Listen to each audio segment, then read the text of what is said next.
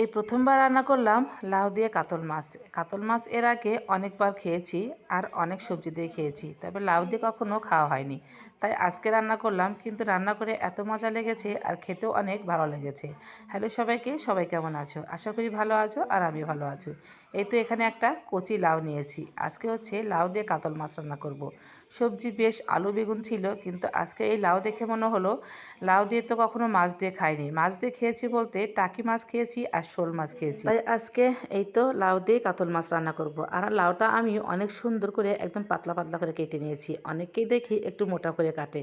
তো যাই হোক, আমি এইভাবেই রান্না করি যখন কোনো লাউয়ের তরকারি রাখি। এদিকে লাউটা কেটে কুটে নিয়ে তারপর হচ্ছে মাছগুলো একদম ধুয়ে পরিষ্কার করে নিলাম। আর এই কাতল মাছগুলোও খুব মজার ছিল। তো যাই হোক, মাছগুলোর মধ্যে এখন আমি হলুদ লবণ দিয়ে মাখিয়ে নেব, কারণ একটু হলুদ লবণ দিয়ে কিছুক্ষণ মাখিয়ে নিলে মাছের মধ্যে হলুদ লবণটা ভালোভাবে ঢোকে আর মাছটা খেতেও অনেক মজা লাগে। তো এদিকে হচ্ছে আমি মাছটা কিন্তু ভাজি করা শুরু করে দিয়েছি। তো কড়াইয়ে তেল দিয়ে এই তো মাছগুলো দিয়ে দিলাম। আর এই মাছগুলো এক পিঠ ভাজি করে নিয়ে আবার আরেকটা পিঠ সুন্দর করে ভাজি করে নিচ্ছিলাম। যদিও আজকে আমি খুব কড়া করে মাছ ভাজি করিনি, একটু হালকা করে ভাজি করেছি, কারণ যেহেতু টাটকা মাছ, আসলে টাটকা মাছ বা টাটকা সবজি খেতে মজাই আলাদা, তাই না? আমরা সবসময় টাটকা খাবারই চেষ্টা করি, কিন্তু অনেক সময় হয়ে ওঠে না। দেখা যায় যে ঘরে সবজি থাকেই, তখন ওই বাসি সবজি খেতে হয়। তো যাই হোক, এই তো কথায় কথায় মাছগুলো ভাজি করে নিলাম। এখন আর কিছু মাছ আছে, সেগুলো ভাজি করে নেব। আর এই তো পেটির মাছ দিয়েছি। এই পেটির মাছটা আমার মেয়ে আর শাশুড়ি মা দুইজনেই খুব পছন্দ করে। ওদের জন্য পেটি মাছ রাখতেই হয়। তো যাই হোক, এই তো 3 পিস পেটি দিয়েছিলাম।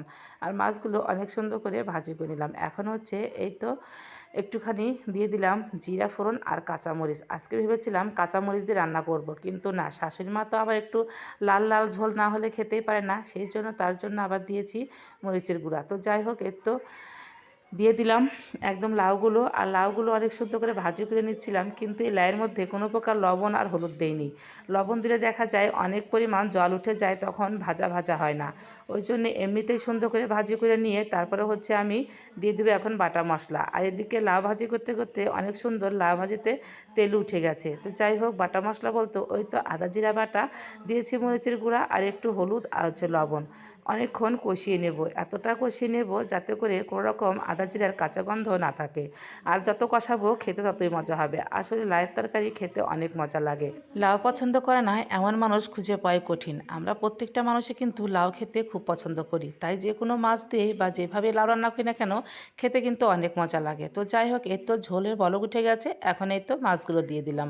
আর মাছগুলো দিয়ে কিছুক্ষণ আর একটু জাল দিয়ে নেব, তারপর হচ্ছে ঝোলটা নামিয়ে নেব। লাউ কিন্তু আমাদের শরীরের জন্য ও ত্বকের জন্য খুবই উপকারী। লাউ দিয়ে যে কোনো মাছ রান্না করলে খেতে অসম্ভব মজা লাগে। তবে আজকে লাউ দিয়ে এভাবে কাতল মাছ রান্না করে খেতে এত ভালো লাগবে, না খেলে বুঝতাম না। তো যাই হোক, আমার বাড়ির সবাই কিন্তু দুপুরে অনেক সুন্দর করে ভাত খেয়েছে, আর আমার মেয়েটা লাউয়ের তরকারি এত পছন্দ করেছে। আর তোমাদের কাছে আমার আজকে লাউয়ের তরকারিটা কেমন হয়েছে, কালারটা কেমন হয়েছে অবশ্যই জানাবে। তো আজকের ভিডিওটা এ পর্যন্ত। ভিডিওটা ভালো লাগলে অবশ্যই লাইক কমেন্ট শেয়ার পাশে থেকে। টাটা।